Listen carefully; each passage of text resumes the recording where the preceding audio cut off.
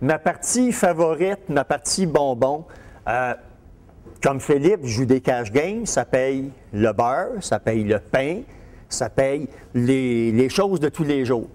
Mais je joue aussi des tournois, parce que le tournoi, c'est le kick, c'est le thrill, c'est défini, et c'est plus payant naturellement quand on a une bonne prestation dans un tournoi. Ça paye beaucoup plus. Aimez-vous notre trafic? Moi, j'étais déjà là. Ah, OK. ça paye en satisfaction un montant incroyable. C'est tellement le fun de gagner un tournoi. C'est tellement le fun d'arriver à une table finale puis de commencer à monter. Il en reste 8, il en reste 7, il en reste 6, il en reste 5, etc. C'est un événement qui est défini. Il n'y a pas deux mains qui sont pareilles. Et il y a tellement de choses qui sont plaisantes dans un tournoi. Le monsieur qui est là, c'est le meilleur joueur à la table présentement. Il perd 2 potes en ligne, il n'a plus d'argent, j'ai plus peur de lui. Le monsieur qui est là, c'est le pire joueur à la table, il a gagné 2 potes contre lui, il est plein d'argent. Là, il me fait peur. Fait, il n'y a pas 2 mains en ligne qui sont pareilles dans un tournoi. C'est vraiment le fun pour ça. Alors, on va partir du début de tournoi, puis on va s'en aller vers la fin du tournoi. On va vous amener jusqu'à la fin. À la fin, on vous laisse tout seul. Puis après ça, on va le pratiquer. Au début du tournoi, premièrement, on a un instrument pour calculer où vous en êtes dans le tournoi. On appelle ça le M. Le M, ça a été inventé par un génie mathématique qui est un peu capoté dans la tête, pour être poli, mais qui est aussi un excellent joueur de poker que vous avez possiblement vu au World Series, puis dans ces tournois-là, qui s'appelle Paul Magriel, un grand ami de Gus Hansen, qui est un autre joueur timide et peu agressif. Et il a inventé comme façon de déterminer où on en est dans un tournoi le M. Si ça avait été Philippe, il aurait appelé ça le P. Paul, il a appelé ça le M. C'est un calcul qui va vous donner exactement où vous en êtes et à partir du moment où vous savez où vous êtes capable de miser en conséquence, de jouer en conséquence. Donc, vous prenez votre tapis total, exemple 900, puis vous le divisez par le big blind plus le small blind, qui est 150. Ça veut dire qu'à chaque tour de table, présentement, ça vous coûte 150$. Un small, un big, les autres mains sont gratuites.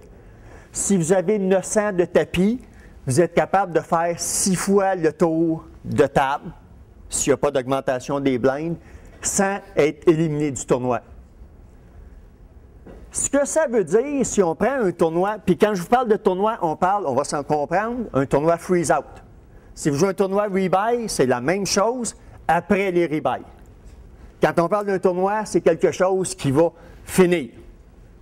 Tu perds, tu t'en vas. Ça fait que c'est après la période des rebuys. Donc, votre M en partant est immense. Vous partez normalement avec autour de 2000 en jetons, des blinds 25-50. Si vous divisez 2000 par 75, ça va vous donner 25, 26, 27, quelque chose de même, 26 et 2 tiers pour les mathématiciens. Ça veut dire que vous avez de l'argent pour jouer aucune main pendant un méchant bout ou jouer un paquet de mains pendant un méchant bout. Vous jouez selon ce que vous voulez. Vous n'avez pas encore de contraintes. Là. Tant que vous avez des jetons, vous n'avez pas de contraintes. Tant que vous êtes autour de 1800 à 2500, à whatever, life is nice. Quand vous allez baisser, là, ça va aller moins bien. Ça fait que tant que vous êtes en haut de 15, vous jouez ce que vous voulez. J'ai juste un commentaire sur votre façon de jouer à ce moment-là. Jouez comme vous voulez, jouez les mains que vous voulez, mais jouez agressif.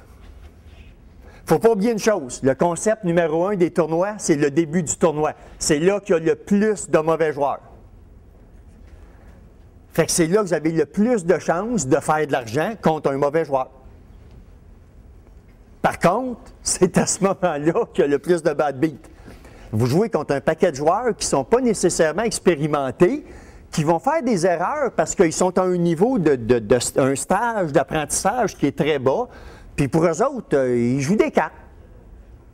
Puis si ça prend un 4 sur la rivière pour aller chercher leur straight par le milieu, bien, ils ont des chances. Fait qu'ils vont y aller.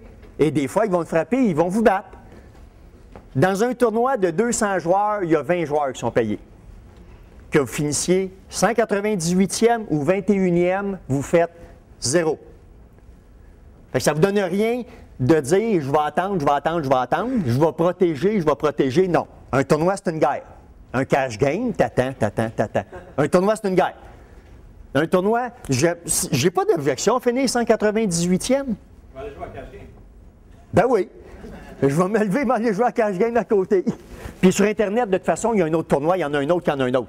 Ça fait que c'est pas. Une question aussi. Oui. C'est clair, OK?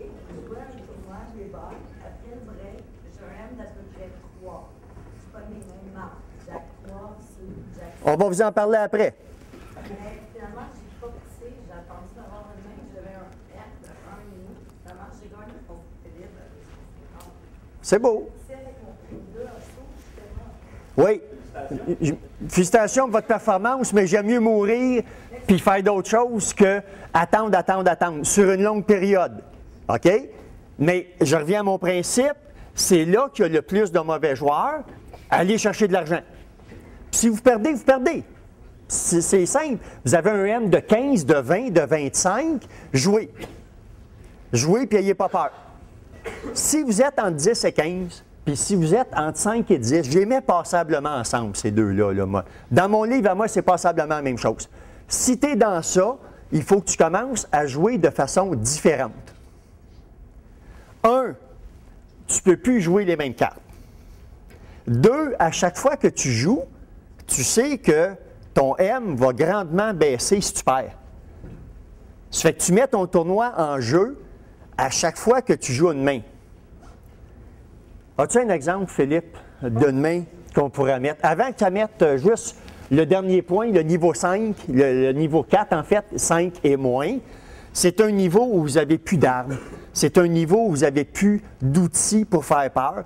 Puis rendu là, je ne suis pas contre le fait que madame, elle disait, je suis à 3, je suis à 2. De toute façon, je ne peux pas faire peur à personne. Si je ne peux pas faire peur à personne, juste mon tour, s'il vous plaît. OK, merci. Rendu là, il faut que je joue une main. Il m'en reste rien qu'une à jouer. Ça fait que si vous décidez d'attendre un peu plus, d'avoir une main un peu meilleure pour la jouer, de toute façon, en bas de 5, c'est parce que normalement, vous avez perdu une main, une grosse main, puis vous aviez plus de jetons que l'autre, puis vous êtes rendu là par erreur, par accident. Il n'y a pas personne qui va laisser tomber ses blindes pour tomber à une limite qui est en bas du 5 de façon normale. Notre exemple? Oui.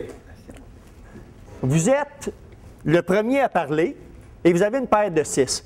En cash game, cette main-là, c'est un peu l'exemple de la paire de 4 de Philippe tout à l'heure.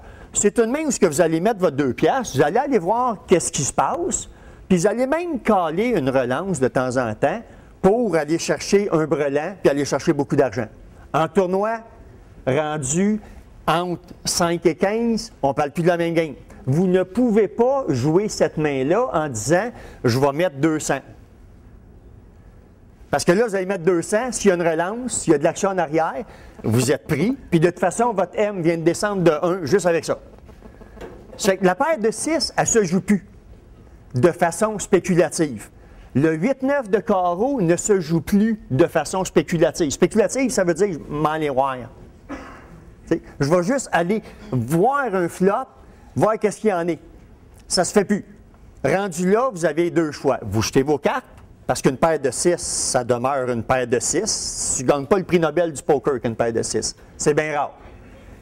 L'autre option, on a déjà établi que vous ne pouviez plus aller voir, puis je garde l'exemple de Philippe tout à l'heure, vous allez aller voir ça 8 fois, ça coûte cher en joie le vert pour aller chercher un pot une fois de temps en temps. Ça fait qu'à ce moment-là, on tombe dans quelque chose qu'il n'y a pas dans ces petites cash games à lui, là. On tombe dans le concept de position inversée. Ce concept-là, puis c'est important dans le poker, c'est qu'à un moment donné, quand tu n'as plus beaucoup d'armes, les armes que tu as, il faut que tu t'en serves, il faut que tu t'en serves bien. Mon joueur, il est premier à parler, il a une paire de 6 et il y a 2300 devant lui. S'il met 200, il ne fait pas peur à personne. Il dit à tout le monde à la table, j'ai rien. J'aimerais ça que vous me laissiez aller voir 3 cartes gratuitement, pris.